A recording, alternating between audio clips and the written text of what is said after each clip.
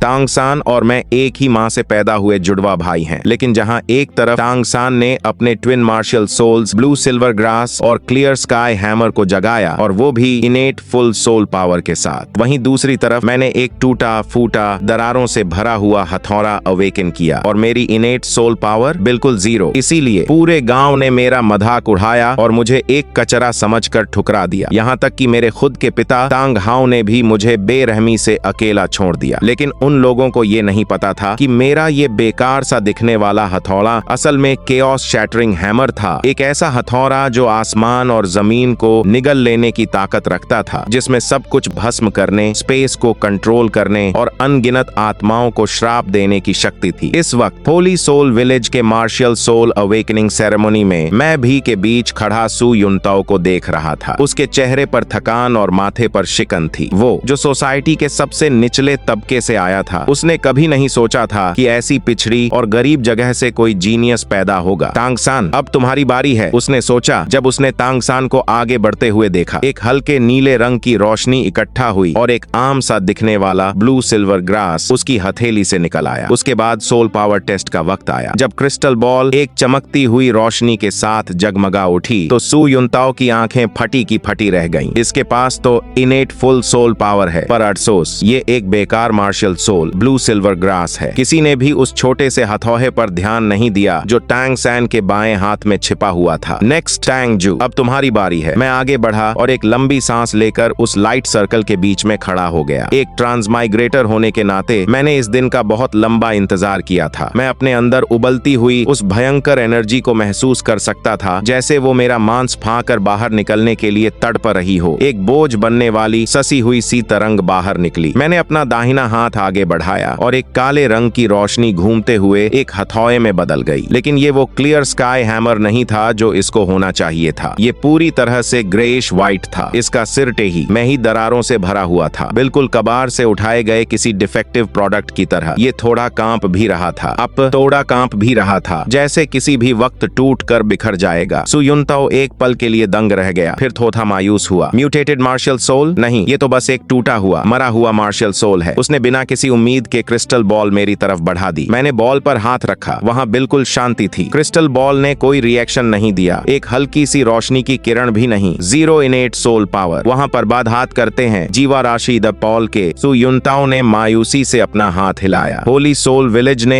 इस साल एक फुल सोल पावर वाला बेकार मार्शियल सोल पैदा किया, वही बहुत बड़ी बात है। जहाँ तक तुम्हारी बात है तांग जू, अपने बाप के पास वापस जाओ और लोहार का काम ब्लैक स्मिथिंग सीखो। स्पिरिट हॉल कचरे को एक्सेप्ट नहीं करता। तांग सान चलकर मेरे पास आया और मेरा कंधा थपथपाया। उसकी आंखों में एक ऐसी सुपेरियोरिटी दिख रही थी जिसे वो छिपाने की कोशिश कर रहा था, पर उसकी आवाज बहुत नरम थी। छोटे जू, उदास मत हो, क्योंकि तुम कल्टीवेट नहीं कर सकते, इसीलिए अब से मैं पिताजी की रक्षा करूंगा। मैं उन्हें समझा दूंगा। मैंने उसे धक्का देकर पीछे कर दिया। मेरे अंदर दहाड़ती हुई एनर्जी क्रिस्टल बॉल के शांत रहने से खत्म नहीं हुई थी, बल्कि वो इन दरारों के जरिए हवा में तैरती हुई हल्की सोल पावर को शांति से खा रही थी। मैंने मन ही मन एक स्मिर्क दी। ये क्रिस्टल बॉल मेरा लेवल इसलिए मेजर नहीं कर पाई क्योंकि इसकी औकात ही नहीं थी कि ये केओस का वर्णन उठा सके। शाम के वक्त लोहार की उस छोटी और टूटी फूटी दुकान वाले कमरे में सस्ती बियर की घटिया महक फैली हुई थी। तांग हाओ उस टूटे हुए लकड़ी के टेबल पर बैठा था। उसकी धुंधली आंखों में एक अजीब सी चमक आ गई थी। जब उसने तंग सान को अपने ट्विन मार्शियल सोल्स दिखाते हुए देखा था, उसने तंग सान के कंधों को कस के पकड़ लिया और उसकी आवाज कांप रही थी। ब्लू सिल्वर ग्रास और क्लियर स्काई हैमर, तुम सच में मेरे बेटे हो, तंग हाओ के बेटे। अचानक उसे कुछ याद आया और उसने अंधेरे में खड़े मेरी तरफ देखा। अपना मार्शियल सोल बाहर निकालो, उसने कहा। तांग हाओ ने सिर्फ उस टूटे हुए गंग लगे हथौड़े की तरफ एक झलक देखी और उसके चेहरे पर नफरत साड़ दिख रही थी। उसने अपना हाथ आगे बढ़ाया और अपनी सोल पावर से उसको टेस्ट करने की कोशिश की, पर उसने देखा कि उसकी सोल पावर जैसे ही हथौड़े के पास पहुंची, वो अचानक से गायब हो गई। उसकी नजरों में ये कोई तिंदा चीज थी ही नहीं, बल्कि एक श्रापित चीज थी जो सोल पावर को खा जाती है। कितनी इनेट सोल पावर है, उसने पूछा। 0, मैंने बड़ी शांति से जवाब दिया। तांग हाओ ने अपनी नजरें वहां से हटा ली और दोबारा मेरी तरफ नहीं देखा। उसने तांग सान की तरफ घूमकर कहा, छोटे सान, अपना सामान पैक कर लो, कल मैं तुम्हें न्यूडिंग सिटी ले जाऊंगा ताकि वहां एक एकेडमी में तुम्हारा एडमिशन करवा सकूं। और याद रखना, अपने दूसरे हाथ वाला हथौड़ा कभी किसी को मत दिखाना। और शाओजू का क्या? तांग सान ने पूछा। तांग हाओ ने ठंडी आह भरी, अपना सिर नीचे किया और अपनी सस्ती शराब पीता रहा। वो अपनी पूरी जिंदगी इस गांव में लोहार का काम करते हुए गुजारेगा। उसकी इनेट सोल पावर बिल्कुल इस अशुभ और बेकार हथौड़े की तरह है। उसे बाहर ले जाना सिर्फ एक बोझ बनने जैसा होगा। आज से तुम दोनों के रास्ते अलग हैं। आधी रात को मैं एक ठंडी लकड़ी की बेड पर लेटा था और बगल वाले कमरे से तंग हाव का तांग सान को चेओटिक क्लोक हैमर तकनीक सिखाने की आवाजें सुन रहा था। इसे कहते हैं कटिंग लॉसेस। तांग हाव की नजरों में एक दूसरा बेटा जिसकी कोई वैल्यू नहीं थी और जो फतमिली के जीनियस बेटे पर बोझ बन सकता था, वो बस एक कचरा था जिसे कभी भी फेंका जा सकता है। मैंने अपनी आंखें बंद की। वो दरारों से भरा टूटा हुआ हथौड़ा जो अब मेरी कॉन्शियसनेस की गहराइयों में छिपा था, वहां अंधेरे में तैर रहा था। एक केओस। शैटरिंग हैमर फिलहाल डैमेज्ड था और इसके पास निगल लेने की एक पैसिव एबिलिटी थी। दिन के वक्त टेस्टिंग के दौरान ऐसा नहीं था कि मेरे पास सोल पावर नहीं थी, बल्कि सच तो ये था कि उस हथौड़े ने क्रिस्टल बॉल के अंदर की सारी एनर्जी तुरंत ही खा ली थी। वो इतनी तेजी से हुआ कि बॉल को चमकने का मौका तक नहीं मिला। हथौड़े की दरारों से एक चटकने की आवाज गूंजी। एक दिन बाद एक बेहद शुद्ध केओटिक एनर्जी ने मेरे शरीर की नसों मेरिडियंस को भर दिया। मैंने अपनी आंखें खोली और मेरी पुतलियों की गहराई में एक ग्रे रंग की अजीब सी चमक औंध गई। लेवल 0, आम इंसानों की ताकत नापने का एक पैमाना। मैं बिस्तर से उठा, अपना फटा हुआ बैग उठाया जिसमें कुछ पुराने कपड़े थे और टेबल पर बैठ गया। तांग हाव ने तांग सान के लिए खुले चांदी के सिक्कों से भरी एक थैली छोड़ी थी और मेरे लिए क्या बचा था? सिर्फ एक आम सा लोहे का हथौड़ा और कुछ ठंडे काले उबले हुए बंस। मैंने वो चांदी नहीं ली और ना ही मुझे इस नाम मात्र के घर से कोई लगाव महसूस हुआ। मैंने वो लोहे का हथौड़ा उठाया और नोडिंग सिटी की तरफ एक नजर डाली। घर की चौखट से बाहर कदम रखते हुए मैंने बस यही उम्मीद की कि जब मैं और तांग सान दोबारा मिलेंगे तो क्या तांग हाव और वो अभी भी अपनी उसी जीनियस बनाम कचरा वाली थ्योरी पर टिके रहेंगे। मैं मुढ़ा और होली सोल विलेज के पीछे घने जंगल में उतर गया। वहां मेरे ताकतवर बनने की पहली खुराक मेरा इंतजार कर रही थी। रात के अंधेरे में गांव के पीछे का वो जंगल किसी विशालकाय राक्षस की तरह लग रहा था, जिसके दांत पेड़ों के बीच डरावनी परछाइयां बना रहे थे। सड़े हुए पतों पर चलते हुए मेरे पैरों से हल्की सी चटकने की आवाज आ रही थी। मेरी बाहों में रखे वो थोड़े से काले बंस पत्थर की तरह सख्त थे और मेरी छाती पर चुभ रहे थे। उनकी ठंडक मुझे याद कि बस एक घंटे पहले सस्ती शराब की बदबू से भरे उस कमरे में उस आदमी ने, जिसे मैं पिता कहता था, मेरी किस्मत को लात मारकर बाहर निकाल दिया था। उसने मुझे बिना कोई वजह बताए न्यूडिंग एकेडमी जाने से रोक दिया। उसकी नजरों में टैलेंट का मतलब ही वैल्यू था और मैं एक ऐसा दूसरा बेटा जिसके पास कोई इनेट सोल पावर नहीं थी। उस पर इन्वेस्ट करने की कोई जरूरत ही नहीं थी। मुझे दुख नहीं था, बस सब कुछ बहुत अजीब और मजाकिया लग रहा था। अचानक मेरी दाहिनी हथेली से एक तेज जलन महसूस हुई। वो टूटा हुआ हथौड़ा मेरे मेंटल स्पेस में वापस नहीं गया था, बल्कि वो मेरी चेतना कॉन्शियसनेस के समंदर में बस तैर रहा था। उसकी वो आंख, तिरछी दरारें पागलों की तरह हमारे आस पास की पतली हवा को निगल रही थी। वो भूखा था और मैं भी। क्योंकि मैं बिना सोल पावर के पैदा हुआ था, इसलिए 2 किलोमीटर से भी कम दौड़ने के बाद ही मैं जोर जोर से हाँफने लगा। अपनी इस कमजोरी से मुझे घिन आ रही थी। तभी अचानक सामने की एक झांकी हिली और अंधेरे में भयानक हरी आंखों का एक जोड़ा चमक उठा। ये एक अकेला भेड़िया लोन वुल्फ था, एक आम भेड़िए से कहीं बढ़ा, जिसकी पीठ के बाल हल्के नीले रंग के थे। इसकी उम्र देखकर लग रहा था कि ये सिर्फ 10 साल का है और इसमें अपनी पहली सोल रिंग बनने के कोई निशान भी नहीं थे। लेकिन आम इंसानों के लिए ये पहले से ही एक जानलेवा खतरा था। वो मेरी तरफ घूर रहा था और एक धीमी सी गुर्राहट के साथ उसके नुकीले दांतों से लार टपक रही थी। मैं भागा नहीं। मैंने अपना दाहिना हाथ उठाया और एक हल्के से विचार के साथ वो दरारों से भरा, मंदारों से भरा, तंग लगा हुआ और खस्ताहाल ग्रे हथौड़ा मेरे हाथ में आ गया। ये सच में कबार के लोहे जैसा लग रहा था, जिसका हैंडल भी थोड़ा मुड़ा हुआ था। उस अकेले भैये ने नीली बिजली की तरह मुझ पर हमला कर दिया। वो सीधा मेरे गले की तरफ झपटा और मैं बस मुस्कुराया। मैंने किसी कॉम्प्लिकेटेड सोल स्किल का इस्तेमाल नहीं किया, क्योंकि मेरे पास कोई थी ही नहीं। मैंने सिर्फ अपनी इंस्टिंक्ट पर भरोसा किया, उस टूटे हुए हथौड़े को घुमाया और पूरी ताकत से नीचे दे मारा। वो एहसास बहुत अजीब था। जिस पल हथौड़ा मेरे हाथ में आया, मुझे लगा जैसे मेरे आस पास का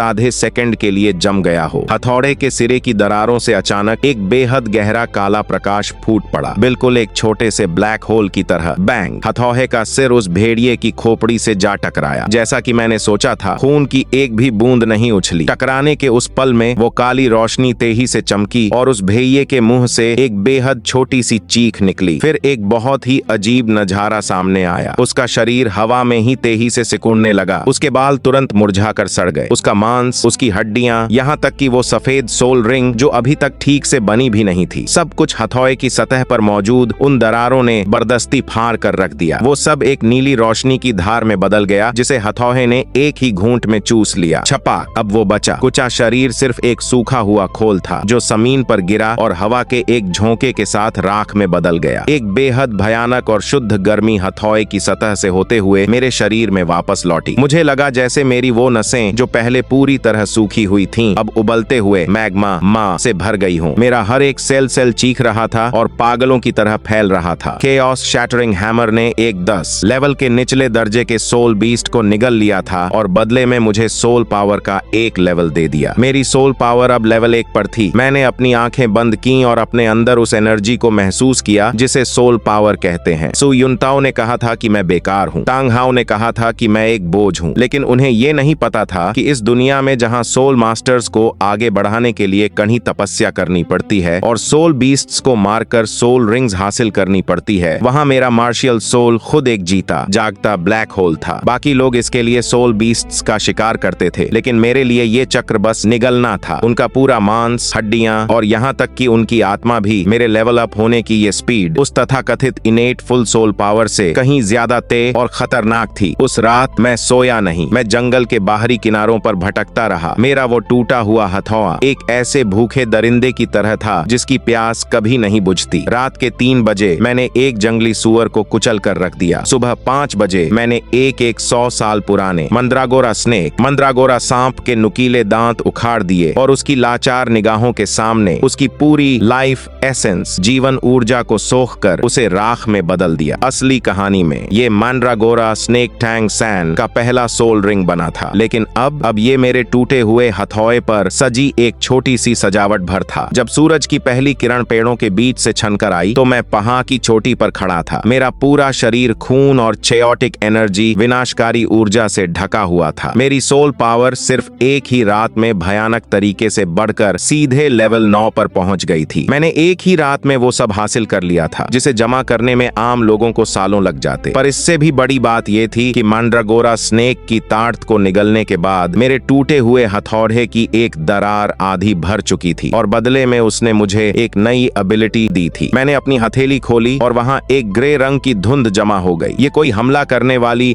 अटैक स्पिरिट स्किल नहीं थी, बल्कि एक विदरिंग कर्स, मुरझाने वाला श्राप था। जब तक मेरा हथौड़ा किसी दुश्मन की स्पिरिट को बस छू भी लेगा तो उसका भी उन जानवरों की तरह सड़ना और मुरझाना शुरू हो जाएगा जिसे कोई रोक नहीं सकता, जब तक कि वो कबाह या सूखी घास का ढेर न बन जाए। टैंग सैन, तुम अब तक नुओडिंग एकेडमी में अपना नाम बना रहे होगे, है ना? मैंने अपने बैग से एक ठंडा और काला उबला हुआ बन निकाला और उसका एक बड़ा बाइट लिया। उसके रूखे स्वाद ने मुझे याद दिलाया कि अभी आराम करने का वित्त नहीं आया है। मैं लेवल 9 पर एक असली स्पिरिट रिंग हासिल करने से बस एक कदम दूर था, लेकिन मुझे उन रिंग्स की जरूरत नहीं थी जो मेरे शरीर से बंधी रहें। मुझे चाहिए था एक और भी ज्यादा ताकतवर एनर्जी सोर्स, ऊर्जा का स्रोत। मैंने अपना सामान पैक किया और मैं होली सोल विलेज वापस नहीं गया। इसके बजाय अपनी याददाश्त के सहारे मैं नूडिंग सिटी की उल्टी दिशा में चल पड़ा। वहाँ पत्थरों का एक बड़ा ढेर था। असली कहानी में वहाँ कोई खाना नहीं था, लेकिन मेरे सेंसेस इंद्रियों को वहाँ एक बहुत भारी मिट्टी जैसी और धातुओं वाली अजीब सी महक महसूस हो रही थी। मेरा केओस शैटरिंग हैमर पागलों की तरह धड़क रहा था। वो मुझे बता रहा था कि वहाँ किसी टूटे हुए डिवाइन वेपन, ईश्वरीय हथियार का टुकड़ा दबा हुआ है। क्योंकि टांग हाओ और टांग सान ने एक मास्टर वाला चमकदार रास्ता चुना था,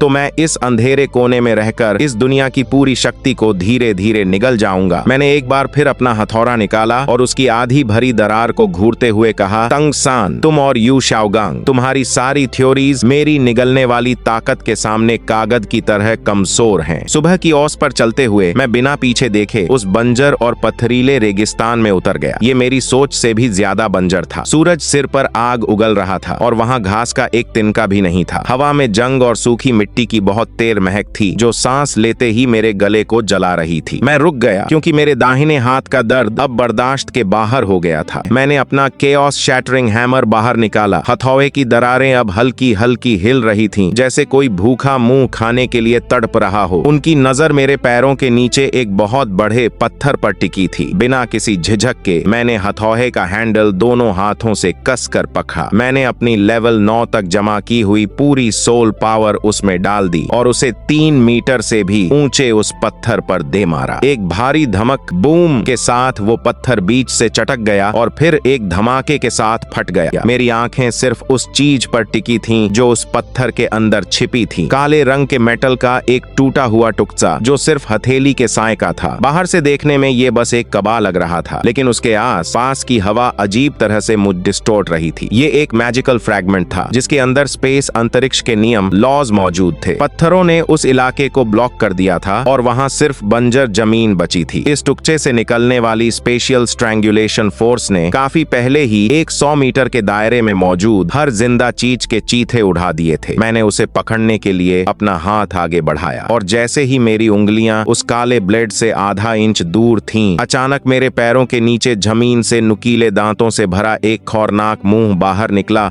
और सीधे मेरे हाथ पर काटने के लिए झपटा। ये एक केव सैंड डीमन था, एक ऐसा कीजा जिसका शरीर 5 मीटर से भी लंबा था और जिस पर चट्टान जैसे मोटे छिलके, स्केल्स और सार पीली धारियां थीं। पूरे 400 साल के कल्टीवेशन के साथ ये जानवर ना जाने कब से इस टुकसे के पास छिपा बैठा था। वो साफ तौर पर इस काले ब्लेड को अपने इवोल्यूशन रहा था। उसने अपना मुंह खोला और एक बहुत ही बदबूदार पीले भूरे रंग का छहर वेनम किसी हाई प्रेशर पानी की धार की तरह मुझ पर थूका। अगर कोई आम लेवल 9 का सोल मास्टर होता या फिर खुद असली कहानी वाला टांग सान भी होता जिसने अभी अभी अपनी पावर जगाई थी, तो वो भी इस अचानक हुए हमले से बचने के लिए धूल फांकते हुए सिर्फ गोल गोल लुढ़क पाता या फिर इस थर से पूरी तरह खत्म हो जाता। लेकिन मैं अपनी जगह से हिला भी नहीं। मेरी आंखों में एक खौरनाक शांति थी। मैंने अपनी कलाई घुमाई और उस टूटे हुए ग्रे हथौड़े को सीधा उस थर के बीच में दे मारा। वो हर हथौड़े को गलाने के बजाय पल भर में ही उन दरारों के तरिए हथौड़े के अंदर सोख लिया गया, अब्जॉर्ब हो गया। फिर मैंने एक कदम आगे बढ़ाया। मेरे बाएं हाथ ने उस सैंड डीमन कीड़े के सख्त निचले हिस्से को कसकर पकड़ लिया और मेरे दाहिने हाथ ने उस टूटे हुए हथौड़े को घुमाया और अपनी उस विदरिंग कर्स, मुरझाने वाले श्राप की शक्ति को एक्टिवेट कर दिया जो मैंने पिछली रात ही हासिल की थी।